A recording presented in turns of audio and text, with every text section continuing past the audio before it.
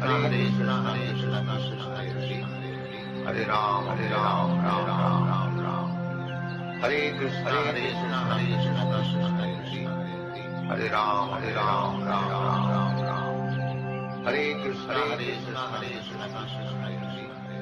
Hare Ram, Ram.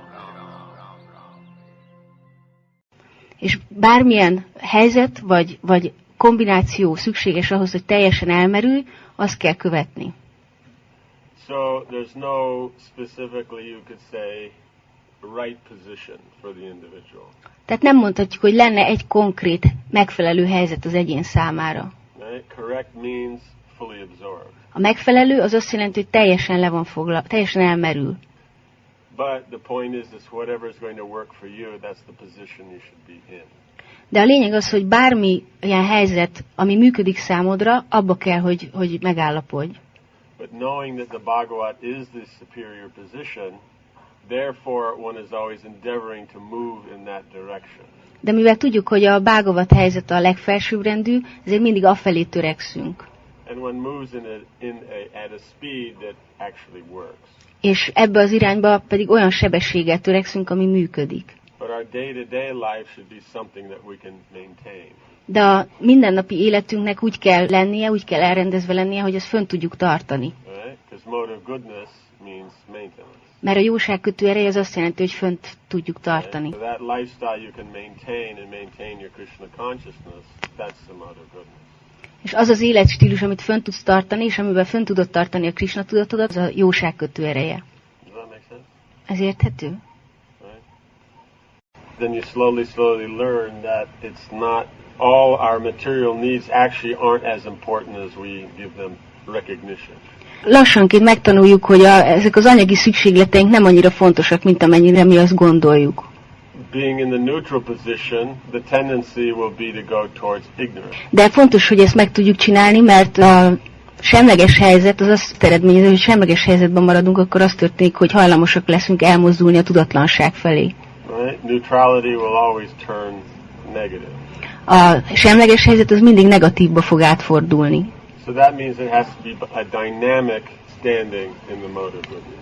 Ez azt jelenti, hogy dinamikusan kell ott lennünk a jóság kötő erejében. Static position is only when you don't actually know what you should do. A statikus helyzet az azt jelenti, hogy nem igazán tudjuk, hogy mit kell tennünk.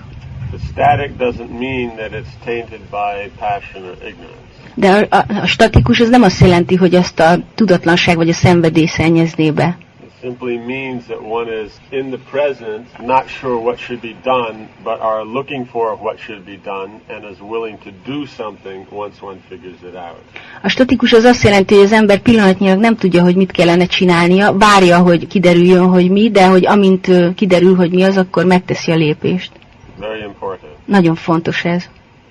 Tehát, hogyha ezeket a dolgokat mind sikerül ezek között egyensúlyt tartanod, és mindet sikerül összekapcsolnod Krisnával, akkor ezek a területek mind ugyanolyan fontosak?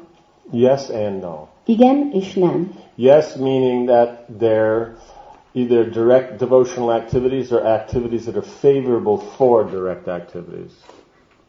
Az igen az azt jelenti, hogy ezek a tettek, ezek vagy tevékenységek vagy közvetlenül odaadó tevékenységek, vagy pedig kedvezőek az odaadó szolgálathoz. In other words, your material life now is connected to Krishna.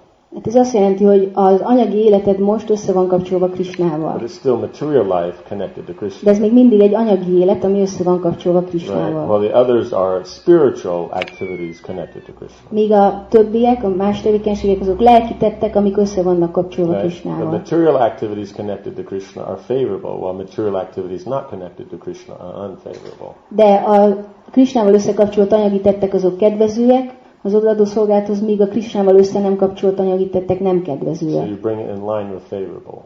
Tehát akkor az ember a kedvező tetteket végzi. So that means the direct devotional activities will give you love of God. Ez azt jelenti, hogy az odaadó szolgálat közvetlen tettei fognak elvezetni téged az Isten szeretethez. The indirect activities, those will give you liberation.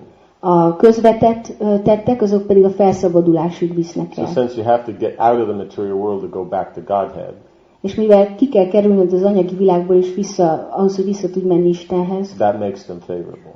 akkor emiatt ezek kedvezőek lesznek. Does that make sense? Ez így érthető? So they're assisting, but they're not on the same level. Tehát ezek segítik a folyamatot, de nem ugyanolyan szinten Just like vannak. you take your bath before you do the deity worship. Tehát például fürdőt veszel, mielőtt múrti imádatba So offering fognál. artik to the deity and taking a bath is on the same level? És akkor a árati fölajánlás és a fürdés az ugyanolyan szinten van? Right? But taking a bath is favorable for doing the artik. Nem, hanem a fürdés, a megfürdés az kedvező az So áratihoz. it's like that. Tehát így működik. Okay? Ez így érthető? Yeah. That was her question basically. Ehhez képest mindig azt halljuk az ácsányoktól, hogy a vallásomodalom az nem odaadó szolgálat, hanem azok anyagi tettek, de Sríla Prabhupáda, és sokszor halljuk azt is, Sríla Prabhupáda sokszor mondta, hogy de hogyha egy bakta végzésben a vallásomban végzi, akkor az mégis az odaadó szolgálatnak tekinthető. Because Rupa Goswami gave the definition of devotional service and he gave the activities which are devotional service. And our Acharya say that Varnashram is not direct devotional service. But if we connect it, so this answers the question that Varnashram connected to Krishna is Daiva Varnashram, and therefore it's favorable for our direct devotional activities. Favorable will give you liberation. Igen, ami kedvező, az felszabadulást ad. De nem odaadó szolgálatot ad. Naishkarmya doesn't give you devotional service. It gives you liberation. Nem, a naishkarmya az nem ad odaadó szolgálatot, az felszabadulást ad. But wanting to do that naishkarmya to please Krishna, that mood, that's devotional service. De az, hogy hajlandóak vagyunk ezeket csinálni azért, hogy Krisnát elégedetté tegyük, az fogja megadni az odaadó szolgálat, vagy az odaadó szolgálat. That you want to engage your family life according to the rules in Krishna's service, therefore that sentiment is service.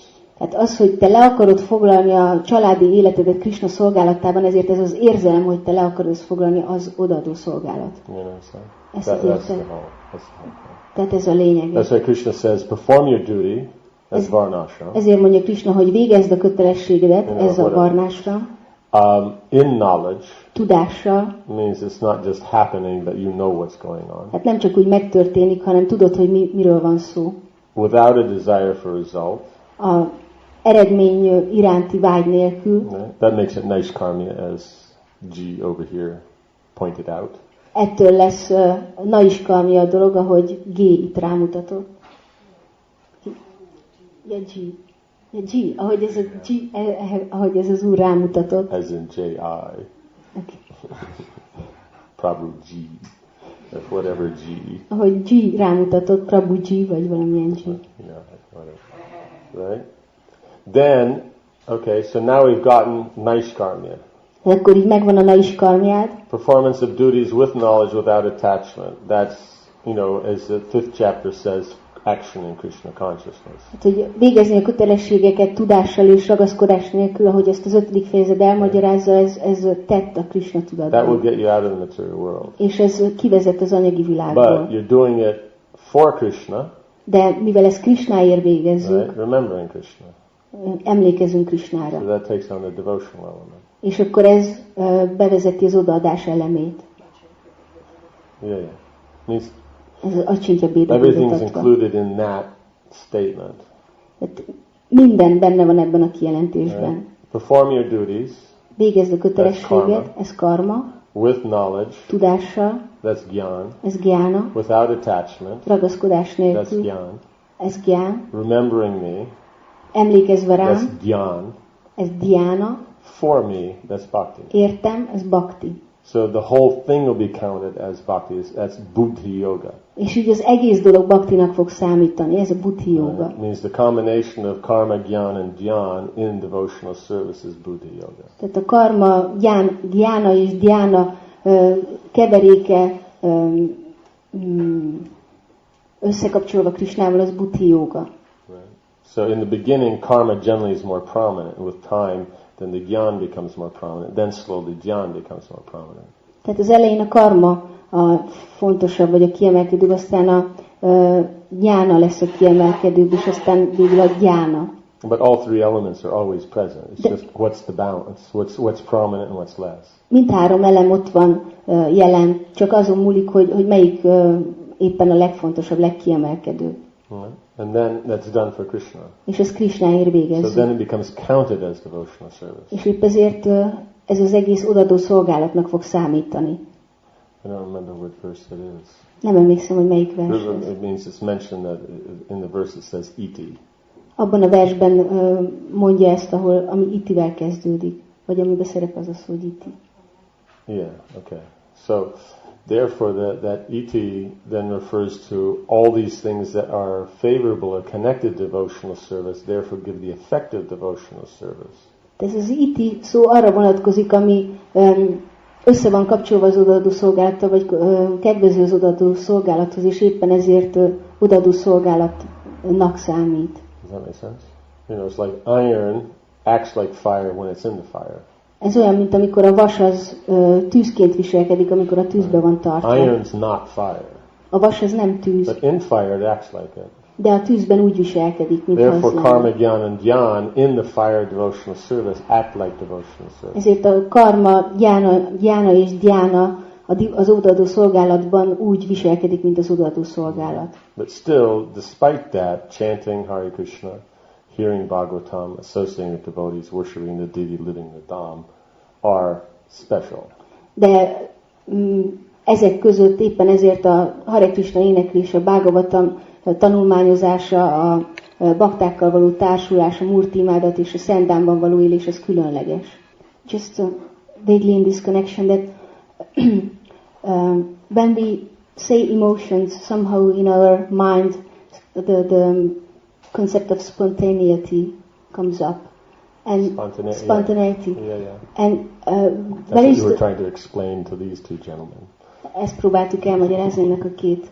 And so, is there a place for spontaneity, or emotional experience is only possible when we work on it?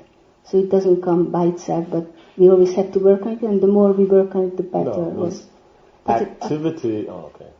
A kérdés az volt, hogy amikor azt mondjuk, hogy érzelmek, akkor általában az ember elmébe fölmerül az, hogy spontaneitás, hogy ezek spontán módon jönnek, de hogy inkább az a benyomásunk, hogy minél többet dolgozunk valamin, annál mélyebb érzelmi tapasztalatot tudunk ebből, vagy érzelmi élményt tudunk ebből meríteni, és hogy a spontaneitásnak van helye valahol.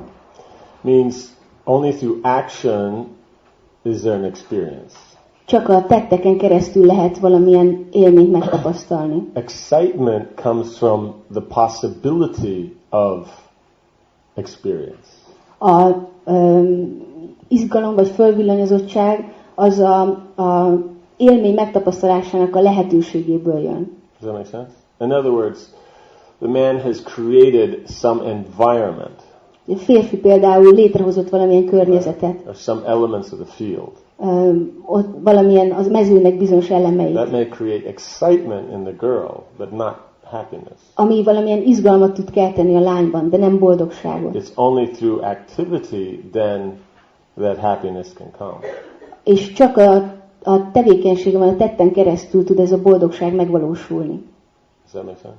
So yes. The point is whatever it is interesting to you, naturally there'll be the most focus, and wherever there's the most focus, that activity will give the best result. Tehát természetes módon, ami téged érdekel, oda fogsz koncentrálni, és ez a koncentráció fogja neked megadni a jó eredményeket. So therefore, what is being focused on now means what is spontaneously generated. That is going to give the most focus, therefore the greatest experience. Tehát amire az összpontosításod természetes módon irányul, az fogja neked megadni a legjobb eredményeket, és épp ezért a legjobb élményt is.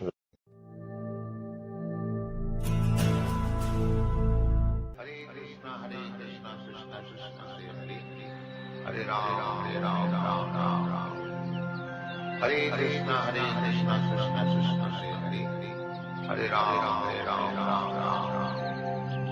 Hare Krishna, Krishna Krishna, Hare Rama, Ram Ram. Hare Krishna, Krishna Krishna, Hare Rama.